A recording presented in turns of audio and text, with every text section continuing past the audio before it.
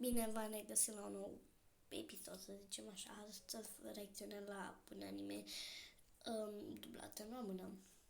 ただ一人迷い込む旅の中で心だけさまよって立ち尽くしたでも今は遠くまで歩き出せるそう君と Bine, dar făcut la câte când e plictisim.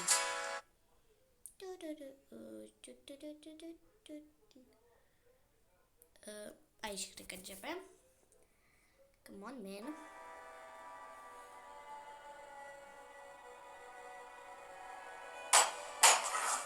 Mamă, dar s-aude cam tare.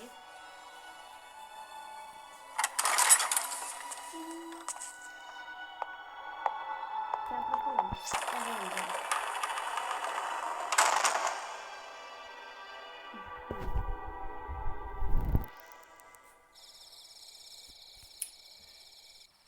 Pare interesant.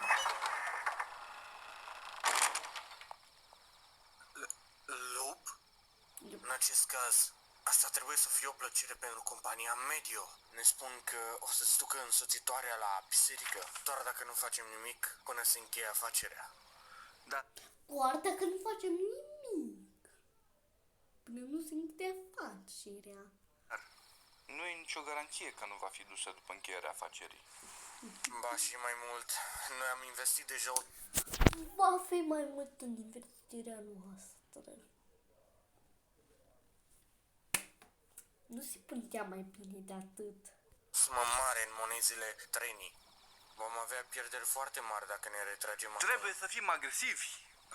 Să Trebuie să fim agresivi.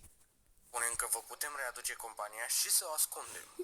Dacă suntem raportați la biserici și apar și ei, nu avem ce să facem decât să devenim mielușei blânzi. Atât timp cât ea rămâne în oraș, nu vă putea ascunde. Putem să o scoatem din oraș și să fugim.